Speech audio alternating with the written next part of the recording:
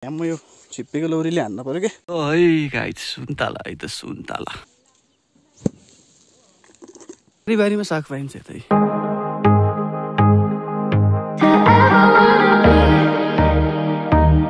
Hello अनि नमस्ते सबैजनालाई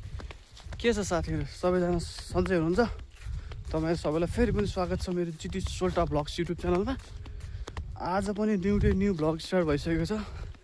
आज चाहिँ म यता गाउँतिर डुल्न आएको है अनि यताबाट गाउँ हेर्दा चाहिँ यस्तो देखिन्छ हेर्नुस् है ल हेर्नुस् यस्तो छ गाउँको अवस्था सुन्तलाहरु टन्नै फल्यो ल हेर्न सक्नुहुन्छ सुन्तला हो गाउँको अवस्था यता यस्तो त्यो पारीको हलाले भयो उता पारीको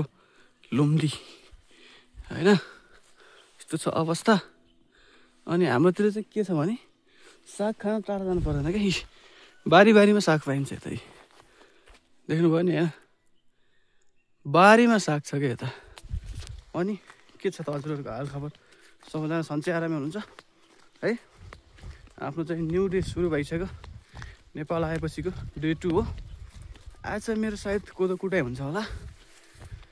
कोदो कुटेको थोरै भिडियो हाल्ने वाला छु म है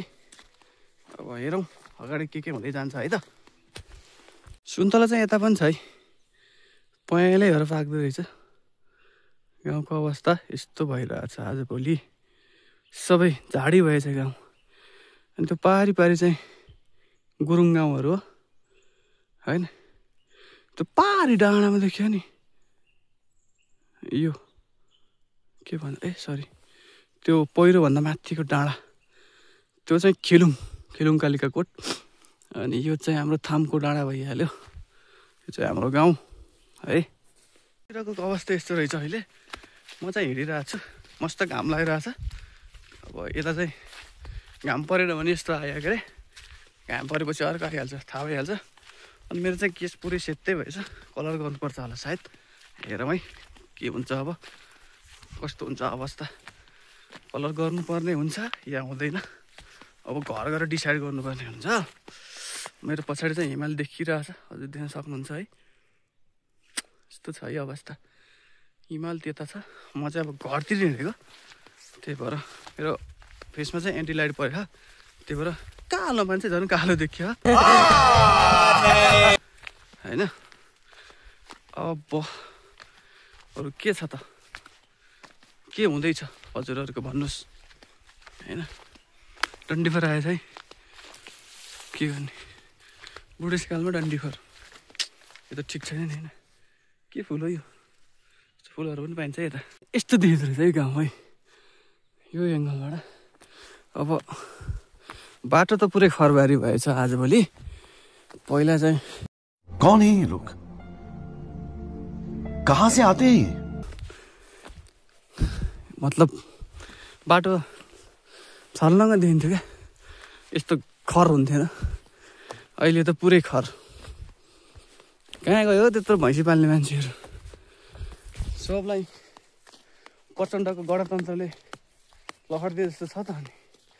होइन बाटो हिँड्दा घाँस गाह्रो छ नि यता अहिले आजभोलि गाउँलेहरू धारा पाखाको हालखबर यस्तो छ है अहिले हेर्नुहोस् त ओहो त्यो च्यान डाँडाको भइहाल्यो सिमल यता सेती पार जाने बाटो म चाहिँ ठ्याक्कै धारपाखामा छु अब फाँटतिरको हालखबर ल हेर्नुहोस् यस्तो छ पुरै झाडी अब स्कुललाई त रुखले छेक्दो रहेछ आजभोलि हामी पढाएको स्कुल यस्तो भएछ के गर्ने यस्तो जङ्गल भएछ बारी जति त्यो अलिकति देखेको नल चाहिँ हाम्रो बारी भइहाल्यो के अरे यतापट्टि चाहिँ नलहरू काटिसक्नु भएको रहेछ सुगा टक्क हेर्न सक्नुहुन्छ यो गुदाउली यो बाह्रमासे है नान्देको घर हो यो त्यही भयो कुखुरो है कुखुरो है गाई सुन्तला है त सुन्तला घरतिर है हाम्रो कुल मन्दिर है फुलहरू राम्रो रहेछ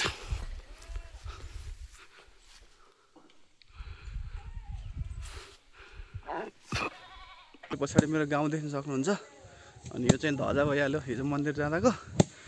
आज चाहिँ हाम्रो कोदो कुट्ने कार्यक्रम हो। अब कोदो कुट्ने कुरोतिर लागौँ है त। सुरु भइसक्यो यत्तिको चाहिँ भइसक्यो, यता अलिकति बाँकी छ होइन। अब झ्याम्म यो छिप्पीको लौरीले हान्नु पऱ्यो क्या, यो लौरीले ठोक्ने अब झ्याम झ्याम।